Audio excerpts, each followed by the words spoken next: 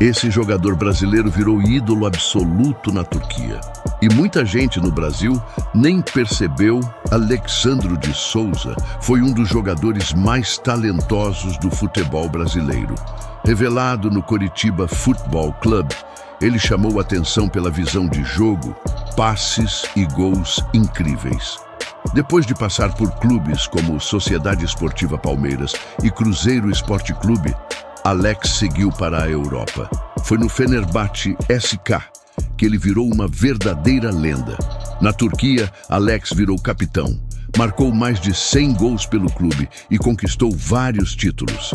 A idolatria foi tão grande que os torcedores do Fenerbahçe até fizeram uma estátua para ele, algo raríssimo para um jogador estrangeiro. Mesmo sem ter sido protagonista na seleção brasileira, Alex ficou marcado como um dos meias mais talentosos da sua geração. Um dos maiores ídolos brasileiros fora do país. Você lembra do Alex jogando? Comenta aqui e segue a página para mais histórias do futebol. Você sabia que um dos maiores jogadores da história jogou por duas seleções diferentes? Estou falando de Ferenc Puskás. Ele começou sua carreira internacional defendendo a seleção da Hungria, onde se tornou uma verdadeira lenda do futebol. Nos anos 1950, Puskás fez parte da famosa geração da Hungria conhecida como Time de Ouro, que encantou o mundo com seu futebol. Mas por causa de problemas políticos em seu país, ele acabou se mudando para a Espanha. Algum tempo depois, ele também passou a defender a seleção da Espanha. Além disso, Puskás brilhou no Real Madrid, onde marcou muitos gols e conquistou vários títulos. Dado ao gol mais bonito do ano no futebol mundial. Seu nome ficou tão marcado na história que hoje existe um prêmio com seu nome. Você já conhecia essa história? Comenta aqui e segue para mais curiosidades do futebol. Antes de muitos craques dominarem o futebol mundial, a Alemanha já tinha uma estrela chamada Karl-Heinz Rummenigge. Rummenigge foi um atacante que unia velocidade, técnica e faro de gol como poucos. Ele se destacou principalmente no Bayern de Munique, onde conquistou títulos e se tornou um dos maiores nomes da história do clube. Pela seleção alemã, também brilhou em grandes torneios, ajudando a equipe a chegar em finais de Copa do Mundo e enfrentando alguns dos maiores jogadores da época. Seu talento era tão grande que ele conquistou a bola de ouro 2 vezes seguidas, algo que poucos jogadores conseguiram fazer. Mesmo sem receber tantas lembranças hoje em dia, Karl-Heinz Rummenigge deixou seu nome marcado como um dos maiores jogadores da história da Alemanha. Se gostou desse conteúdo, curta e siga para mais histórias e curiosidades do esporte. Ele não precisava de espaço, nem de tempo, só de uma chance. Esse é Gerd Müller, um dos maiores artilheiros da história. Müller não tinha o físico ideal. Não era alto nem rápido, mas dentro da área era mortal. Posicionamento perfeito, finalização rápida e uma capacidade absurda de estar no lugar certo, na hora certa. Foi decisivo na Copa do Mundo de 1974, marcando o gol do título da Alemanha. Gerd Müller não foi só artilheiro, foi uma máquina de fazer gols. Curtiu essa história? Deixa o like e segue para mais histórias do esporte. Quando falamos de goleiros lendários, um nome merece estar entre os maiores da história: Dino Zoff. Dino Zoff não era conhecido por fazer movimentos extravagantes ou defesas cheias de estilo. O que fazia ele especial era a segurança absurda que transmitia ao time. Parecia que nada abalava o goleiro italiano. Durante sua carreira, ele acumulou títulos, se tornou capitão da seleção italiana e entrou para a história em 1982, levantando a Copa do Mundo diante do mundo inteiro. Sua liderança dentro de campo era tão grande quanto suas defesas. Até hoje, Dino Zoff é lembrado como um dos goleiros mais respeitados que o futebol já viu. Se gostou desse conteúdo, curta e siga para mais histórias e curiosidades do esporte.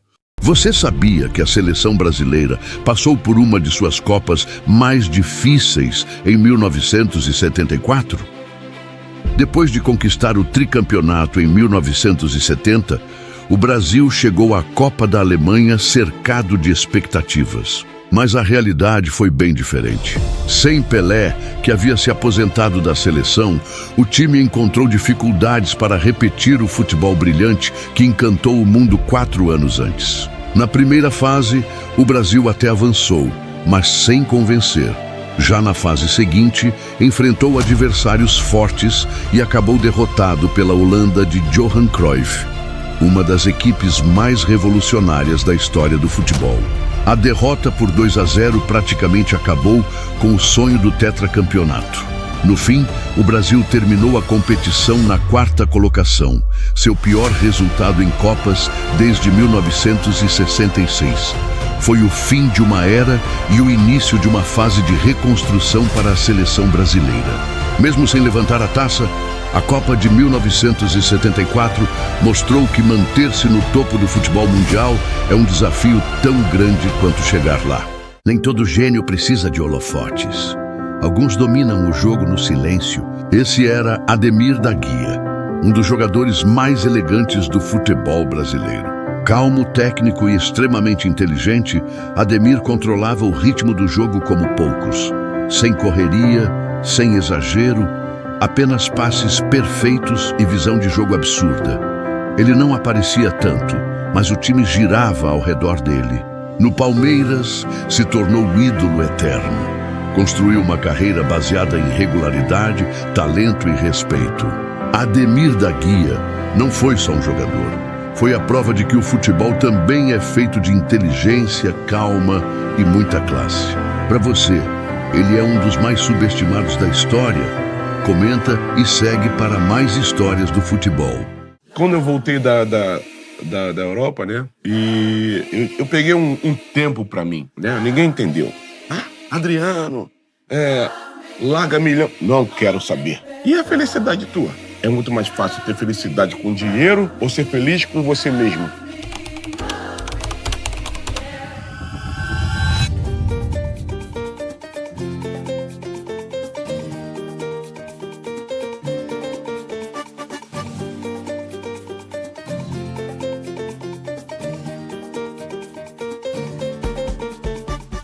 Esse jogador simplesmente mordeu um adversário em plena Copa do Mundo. Durante a Copa do Mundo de 2014, aconteceu uma das cenas mais bizarras da história do futebol.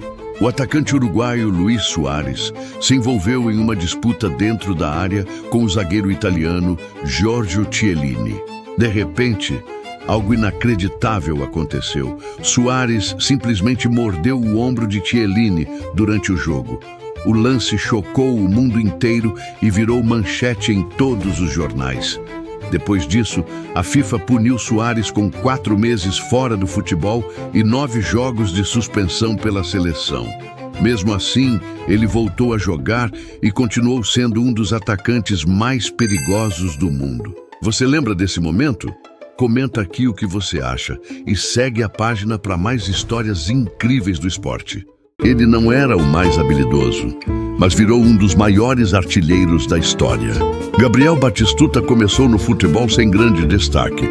No início, nem parecia que seria um craque. Mas tudo mudou quando encontrou seu estilo. Força, posicionamento e um dos chutes mais potentes do futebol. Na Fiorentina virou ídolo e goleador. Pela Argentina, brilhou em Copas do Mundo, marcando gols importantes e entrando para a história. Batistuta não era só talento, era consistência, um atacante que sempre entregava gols, um nome que virou sinônimo de artilheiro e que até hoje é lembrado como um dos maiores. Agora me diz, Batistuta foi um dos maiores atacantes da história? Comenta e segue para mais histórias do futebol. Você já ouviu falar de Alfredo Di Stéfano? Ele foi um dos maiores jogadores da história do futebol e uma verdadeira lenda do Real Madrid. Nos anos 1950, Di Stéfano ajudou o Real Madrid a dominar completamente a Europa. Com ele em campo, o clube conquistou 5 títulos seguidos da European Cup. Mas o mais impressionante era seu estilo de jogo. Di Stéfano não era apenas atacante. Ele atacava, defendia, armava jogadas e liderava o time inteiro. Por isso, Muitos consideram ele um dos jogadores mais completos da história do futebol. Seu talento ajudou a transformar o Real Madrid em um dos maiores clubes do mundo. E você já conhecia a história de Alfredo Di Stéfano? Comenta aqui e segue a página para mais histórias do futebol.